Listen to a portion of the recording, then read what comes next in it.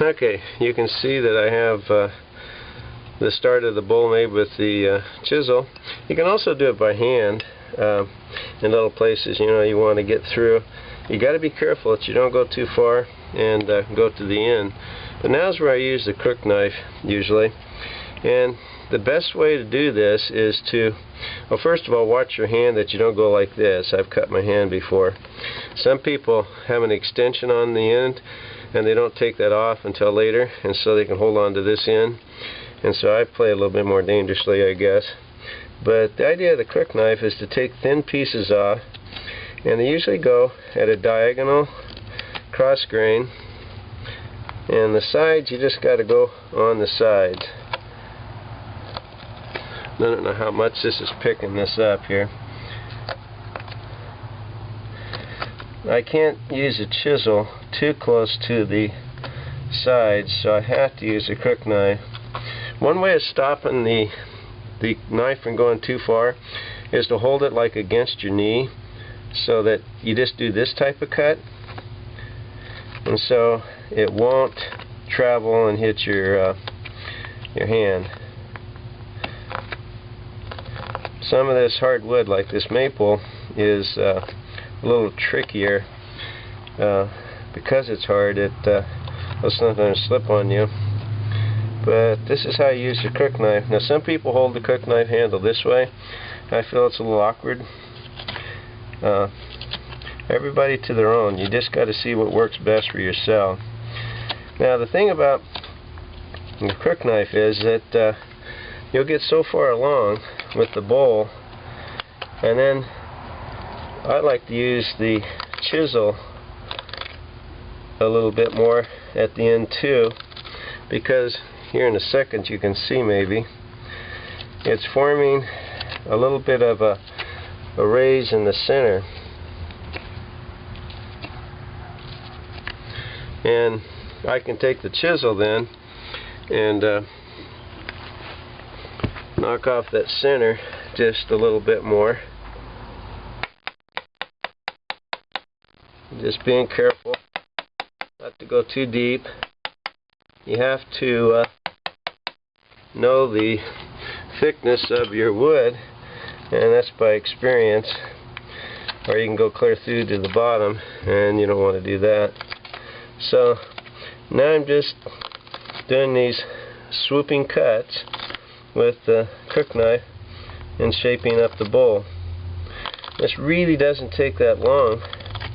It's a little bit harder up here to get the looks that you want, so that it's all nice and smooth. But not that big of a deal. Some people start making the bowl at the start of their spoon making because they're worried the bowl won't turn out. I've never had a problem with the bowl not turning out, so I don't ever worry about that. You notice the ends are square here, and I'll be shaping those up a little bit more with the knife too as they go on. But I don't worry about it quite right yet, because this will all be rounded off with the knife and sanding, and you can see a little bump forming there. I'll take off with the chisel. So I'll turn it off and get a little bit more done. Okay, I have my bowl made fairly well. I'll be doing a little bit more with the crook knife every once in a while, sanding. The sanding's the next step. I will take this off a little bit more, but I want to sand it to start with. And to start with, I use 80 grit sandpaper, and then I go down to around 400, and then 220, or excuse me, not 400, I'm sorry, 80 grit, and then around 120, and then 220, and then 400, and then maybe more.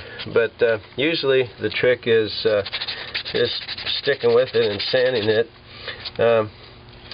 Sanding, like on the back here in the bowl, you need to get all the little bumps off that you've made by your cuts. And with 80 grit, it doesn't take that long. It's not that hard, really. but it does take a while. And sanding is a real key in making a beautiful spoon, I think. You can correct a lot of your errors in your cuts just by sanding it over.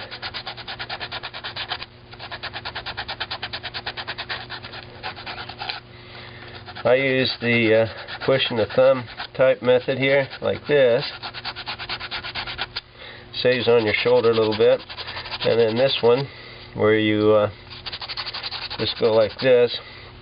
Inside the bowl, on the ends I do the swoop like this with at least the rough sandpaper on both ends.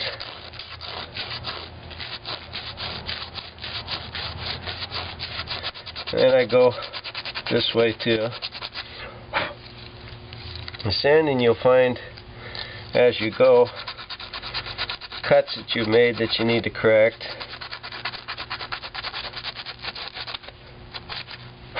Some that are a little bit too big that you want to get rid of. Now I still got the end square here, but I'll be sanding this down as well as taking my knife at this point and shaping it. You know, it's kind of a place where you really have to be careful. You don't want to make it too thin, but you have to make it thin enough so that you don't have a hump there. And so it takes a little practice knowing this. And of course, using a spoon, you know what you like. And now I'm getting it so that it's shaped pretty well.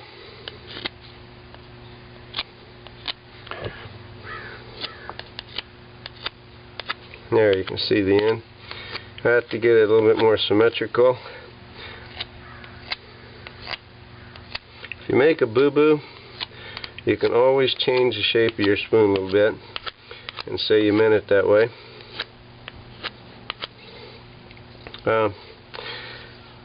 I got some places here I want to shape down. Still want to make this neck a little bit narrower. And of course you got to get it symmetrical as you go down the spoon so it's stay in shape. And I still got a little square end here on the end. And like I said earlier, sanding takes care of a lot of these cuts. But you got to make it shaped right too. And the knife is about the only thing you can do there. The edges is up to you how thick you want these. You can have them paper thin or whatnot. Now this edge I got really thin and this one really thick. Okay, getting the spoon down to the point of rough sanding. I've narrowed the handle down quite a bit and the shape is real symmetrical. Got a nice kind of smooth point on the end here, and so I'm through using the 80 grit for a while, and I'm going to go to the 220, or this is 120 maybe, I don't know, somewhere in there, and get a little bit smoother, and then gradually get it to the point of the 400 grit. And so I won't bother you with that, but I'll show you results as I go along. Okay, the final touches on the spoon, wiping down with a rag just to make sure there's no burrs or anything like that. I went down to the 400 grit sandpaper. And on this maple, that's all the further I need to go. And I'm quite pleased with the looks of the spoon. It came out really nice. A little bit higher right here than I usually have, but I kind of like the shape. It's kind of unique, and it'll make a nice eating spoon. It's nice and narrow, has enough handle, just good all around spoon. And so the next step is to oil it, and I use this Butcher Block oil. It's food safe mineral oil, and what I'll do first is just coat it with some oil and rub it in really well with my hands. I'm going to put this cloth out here. I don't want to get it on my carpet. But I'll rub it in good first, and so that you can see that it turned the wood darker. This type of maple that I got here is not going to be a real dark maple, but it shows a nice pretty grain just the same. But you have to use some kind of oil, or you should anyway, or when you're using the spoon to eat with, it will absorb a lot of food particles and moisture, etc. And you can keep re-oiling it as you use the spoon. Then I put another coat on, and then I just let it set until it's dried in. I usually put about 3 coats of oil on before I'm through with oiling the spoon. So that's pretty much it. You saw all the major parts of it, and it took a couple hours to make. My chief knife is the Groda here with the rubber handle, good grip. I like any Scandi ground type of knife. I do use a knife like this one here, a little knife, to make little notches here and there, to make a ridge across somewhere where you need a little fine edge maybe. This is not Scandi ground. This is a little neck knife from Bill Siegel, but I'll use it every once in a while. But you can see the tools I've used, and different people use different things, but this is me. And let me see if I can get some real close-up of the spoon here. You can see the oil they're trying to dry. But beautiful maple, and I like the way the round grain is right in the center. Sometimes I get lucky that way. But I'm not going to turn it over and show the backside right now. But here's my knife, and the knife is a little bit longer than the spoon is, but crook knife is an integral part, as well as me anyway, using the chisel. But enjoyed this, and hope you did, and have fun and see if you can make a spoon. Your first one might not be what you expect, but as you keep working at it, you get better. Thank you.